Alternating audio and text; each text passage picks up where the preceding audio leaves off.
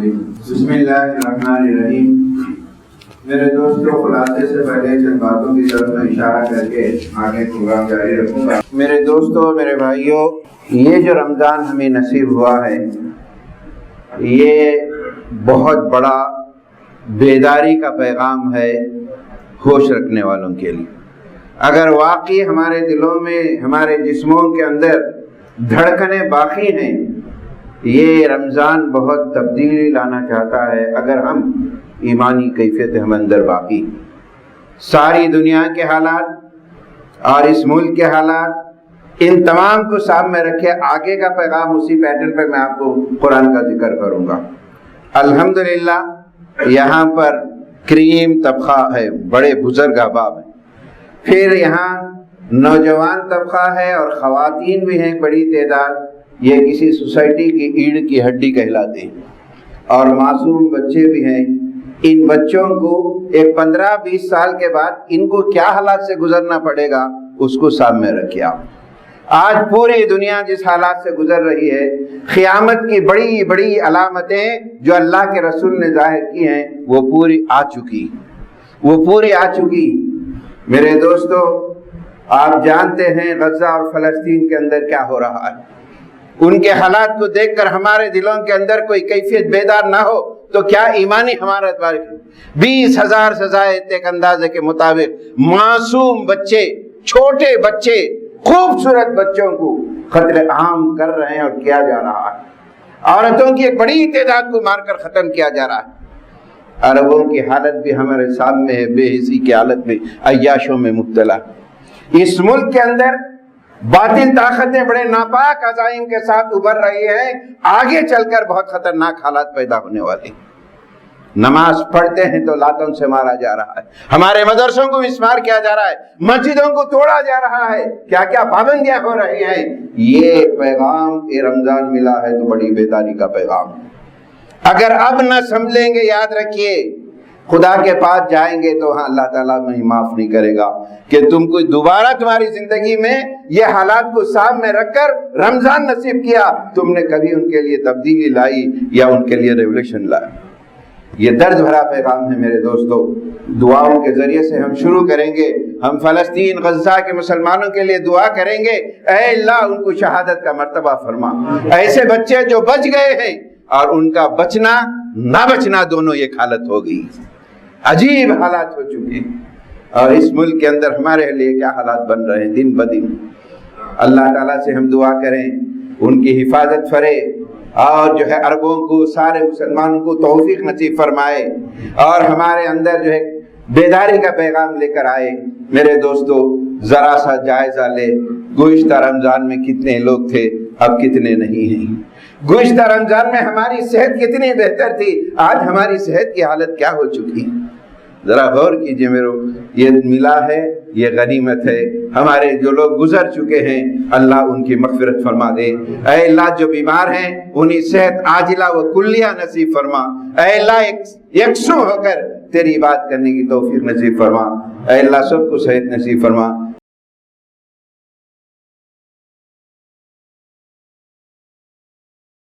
بسم اللہ الرحمن الرحیم۔ حضرات، آج ہمارے حالات کیوں ایسے ہو چکے ہیں؟ یہ کوسچن مارک ہمیشہ رکھیے آپ۔ آج ہمارے حالات پوری دنیا میں کیوں ایسے ہو چکے ہیں، کیا وجہ ہے؟ قرآن نے جو ذکر کیا ہے اس کو سمجھیے خدا کے لیے، ایک فارمالٹی کے طور پر نہیں ہے، کم سے کم قرآن کے مضامین کو سمجھیے۔ بہت ساری چیزیں ذکر نہیں کر سکتا، کچھ اہم مضامین کی طرف میں اشارہ۔ سورہ فاتحہ کو لے لیجئے، جس میں ہم دعا کرتے ہیں، اے اللہ ہمیں سیدھا راستہ بتا، وہ راستہ جو جنت تک لے جانے والا ہے۔ اس میں ایک دعا یہ بھی کرتے ہیں کہ غیر المغضوب علیہم ولا الضالین، اے اللہ جو گمراہ ہو کر ہمیں تباہ و برباد کرنا چاہتے ہیں۔ یہ تصور کے ساتھ یہ دعا پڑھیے، یقین اللہ تعالی ہماری مدد کرے۔ پہلا رکوع لے لیجئے، اس میں ایک عنوان ہے، پہلا ایک ہیڈنگ بنائیے، ہدن، یہ ہدایت ملے گی۔ پھر رکوع ختم ہوتا ہے، یہی لوگ کامیاب ہونے والے ہیں۔ اب جائزہ لیں ہم کون لوگ کامیاب ہونے والے ہیں اور کیوں آج ہم ناکام ہیں۔ قرآن ذکر کرتا ہے میرے دوستو، قرآن سے دوری کا نتیجہ یہ ہے کہ ہمیں معلوم نہیں ہے دنیا میں کیا ہو رہا ہے۔ قرآن ذکر کرائے کیوں ناکامی ہماری؟ سب سے پہلی ناکامی یہ ہے اس کتاب کو ہم نے اس کتاب کا حق ادا نہیں کیا، خالی پڑھ لیے، رٹ لیے، وقتیہ کر لیے۔ کیا چاہتا ہے قرآن بتائیے؟ پھر اس کے بعد کہتا ہے یہ لوگ کامیاب ہوں گے یہ لوگوں کے اندر جو 5 باتیں ہیں، اگر یہ 5 باتوں میں سے ایک بات بھی نہیں ہے یہ کبھی کامیاب نہیں ہوں گے۔ یہ ایک رکوع کو لے کے اٹھیا جائے، یہ ایک رکوع کے لے کے اٹھیا، دنیا کو ہم کو سامنے رکھے کیوں ناکام ہیں ہم، کیا وجہ ہے ناکامی کی؟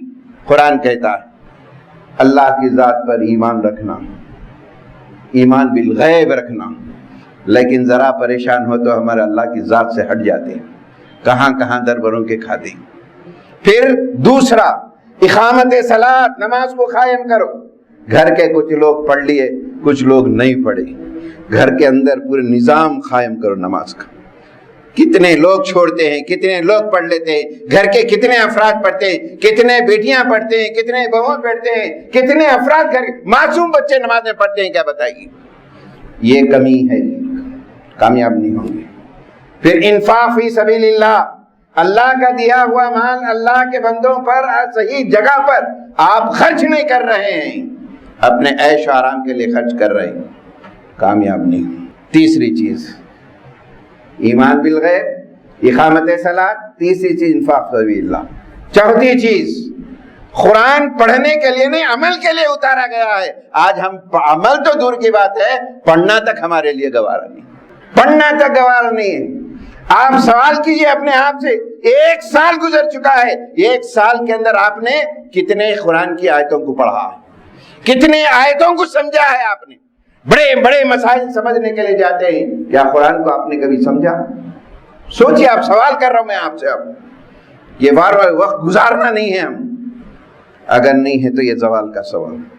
پھر اس کے بعد آخری چیز، آخرت کے تعلق سے ہم ایمان رکھتے ہیں، یقین کے ساتھ ہمارا عمل کیا ہے کہ اللہ کے سامنے کھڑے ہوں گے، یہ ایک ایک چیز کا اللہ تعالیٰ پوچھے گا، یہ ڈر اور خوف ہمارے اندر ہے کیا؟ بتائیے، اعمال کے اعتبار سے ہو، حقوق کے اعتبار سے ہو، کسی بھی معاملے کے اندر اللہ کے سامنے مجھے کھڑے ہونا ہے، اللہ پوچھے گا یہ ایمان کے ساتھ یقین ہے یا نہیں؟ ان میں سے کوئی ایک چیز ہٹ جائے تو بھائی، اس طریقے سے 5 چیزیں ہیں۔ ایک انسان کے صحت مند زندگی لیے ہوا سے قمصہ جس کو کہتے ہیں، اس کا ہونا ضروری ہے۔ ایک صحت مند معاشرے کے لیے یہ 5 چیزوں کا ہونا ضروری ہے، اس میں سے کوئی ہٹ جائے وہ کامیاب نہیں ہوتی۔ اللہ تعالیٰ سے دعا ہے اللہ ہمیں قرآن کو سمجھنے کی توفیق نصیب فرمائے۔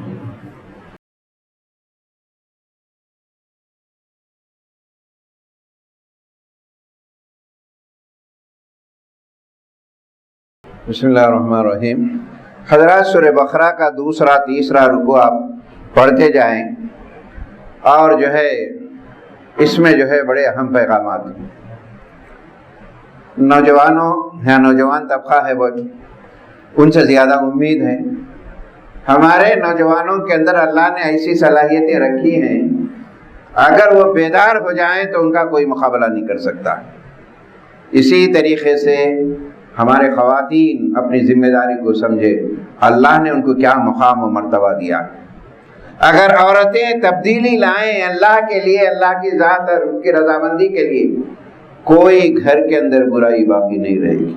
یہ دونوں، ایک حدیث کے حوالے سے کہہ رہا ہوں بات، قیامت کے دن ہر ذمہ دار کو اللہ تعالیٰ اس کی ذمہ داری کے تعلق سے پوچھے گا، میں نے گھر میں تمہیں مقام دیا، نوجوانوں کو یہ مقام دیا، تم نے اپنے مقصد حیات کو کیا متعین کیا؟ جینے کا کیا مقصد متعین کیا تم نے؟ ایک طرف دنیا کدھر جا رہی ہے، انسان کدھر جا رہے ہیں، خدا کے بندے خدا کی ذات سے بھٹکے ہوئے ہیں، یہ تمہاری تو ذمہ داری ہے ان کو سیدھے پہ لانا، یہ تمہاری اسی واسطے تو تمہیں پیدا کیا گیا۔ اب تھوڑے بہت اعمال ہم کر لیتے ہیں، نماز ہے، رمضان میں ہوشیار ہو گئے، بیدار ہو گئے، یہ اعمال کیسے ضائع ہو جاتے ہیں؟ دیکھیے کیسا قرآن ذکر کر رہا ہے، کیوں کامیابی نہیں ہے؟ جو بھی تم تھوڑے بہت اعمال کرتے ہو بیکار ہو جا رہے ہیں، اس واسطے کہ منافقین کا ایک کردار بیان کیا گیا، جھوٹ، غیبت، بہتان، وعدہ خلافی، یہ تمام عادتیں ہیں، تمہارے سارے اعمال اکارت کر دیے جائیں۔ یہ سیدھی بات ہے، دوسری رکوع میں کہیں اور اسی 2 مثالیں دیا ہے، وہاں پڑھیے آپ تیسرے رکوع کے اندر منافقین کی مثال دیتا ہے۔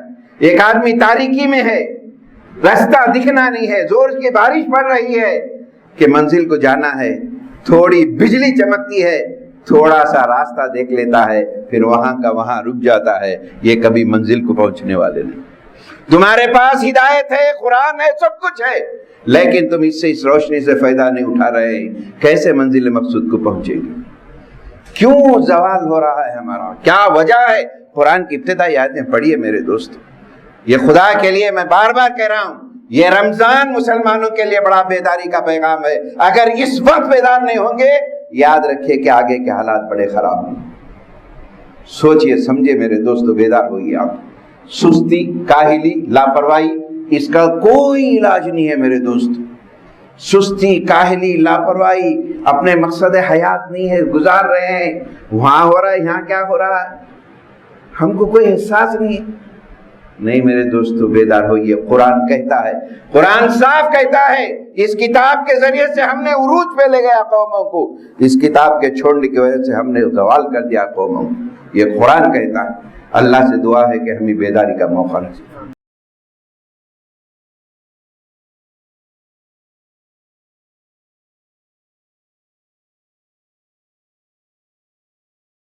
بسم اللہ الرحمن الرحیم۔ حضرات، بعض وقت پر یہ حالات کو دیکھ کر کبھی دل رنجیدہ بھی ہو جاتا ہے، کبھی شیطان ایسے وقت پر بڑا کام بھی کرتا ہے، بھئی کیا ہے، کیا اللہ دیکھ رہا نہیں کیا، آخر کیوں ہو رہا؟ ایسے وقت پر مجھے بھی کبھی ہوتا، فلسطین والا حالات کو دیکھ کر کیا کتنی عبادتیں کر رہے ہیں، کیا دعا، کیوں ہو رہا؟ لیکن جب ایسے حالات پہ جب قرآن پڑھتے ہیں تو معلوم ہوتا ہے کہ قرآن کیا چاہتا ہے، اللہ کا منشا کیا۔ نوجوانوں میں اندر بیداری ہے۔ ایک مثال دے رہا ہوں، آپ بہت سارے لوگ، اکثر میں نہیں دیتا ہوں پولیٹیکل ایشوز پہ۔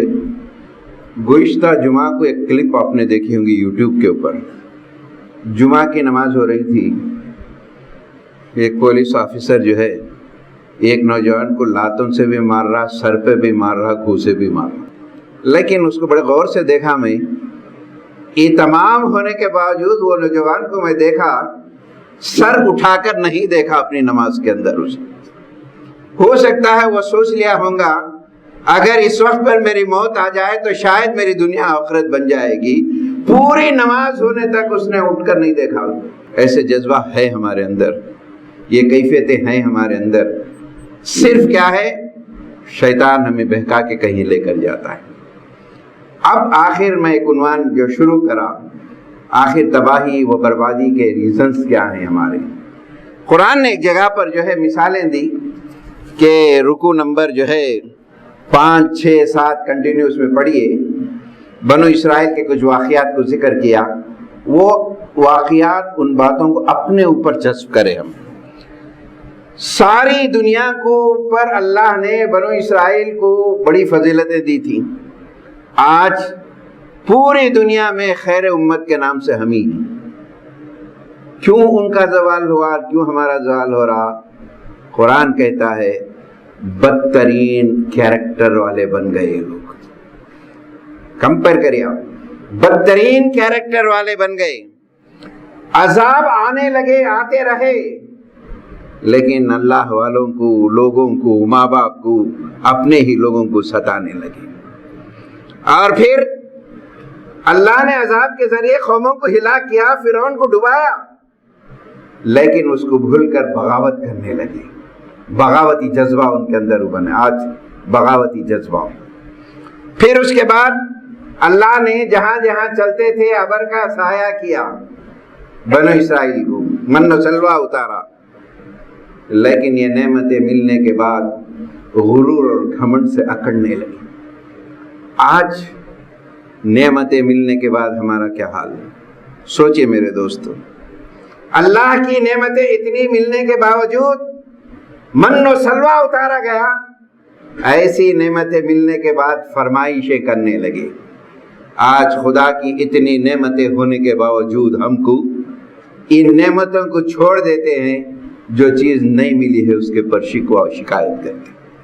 اس کے بعد یہ پیسج کو غور سے سنیے اور لے کر اٹھیے آپ۔ اللہ نے غلطی کو معاف کیا پھر اس کو انکار کرے. دیکھیے کسی قوم کی ذلت خاری، ڈاؤن فال، بدحالی کیا ریزن سے ہوتی ہے؟ کسی قوم کی بدحالی، ذلت خاری، ڈاؤن فال، یہ تینوں اپنی قوم پہ رکھے آپ. وجہ کیا ہے اس کی؟ قرآن کہتا ہے جب بھی جو بھی قوم اللہ کی ہدایات کو نظر انداز کر دے گی، جو بھی قوم اللہ کے ہدایات کو نظر انداز کر دے گی، انبیاء کے تعلیمات کو بھول جائے گی، ان قوموں پر یہ تین عذاب آتے ہیں. کیا عذاب آتے ہیں؟ ذلت خاری. پوری دنیا میں کوئی وزن نہیں ہے ہمارے پاس، کوئی وزن ہے، کچھ نہیں ہے. ایک ترکاری کی تو قیمت ہے، ہمارے جانوں کی کوئی قیمت نہیں ہے.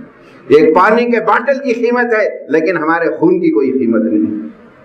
اور پستی کی حالت کیا ہے؟ سب کچھ ہونے کے بعد کوئی وزن نہیں ہے. تو قرآن کہتا ہے کہ یہ ریزنز ہیں، تم ان ریزن کو تلاش کرو. اور ایک ریزن کہ ہم عبادتیں کرنے کے خوش ہیں. قرآن کو جب پڑھتا ہوں ان چیزوں کو دیکھ کر ایک بڑا ریزن قرآن یہ بتاتا ہے کہ تمہارا مقصد اللہ تعالیٰ جو عذاب بھیج رہا ہے، تم دنیا میں انسانوں کو باطل خداؤں سے روکنے کے لیے پیدا کیے گئے تھے. کبھی ہم نے ان کو دعوت نہیں دی، کبھی ان کو نہیں بچایا، جس کی وجہ سے اللہ کے عذاب. اللہ تعالیٰ سے دعا ہے اللہ تعالیٰ ان آیتوں پہ بڑے غور کے ساتھ، سنجیدگی کے ساتھ غور کرنے کی توفیق نصیب فرمائے.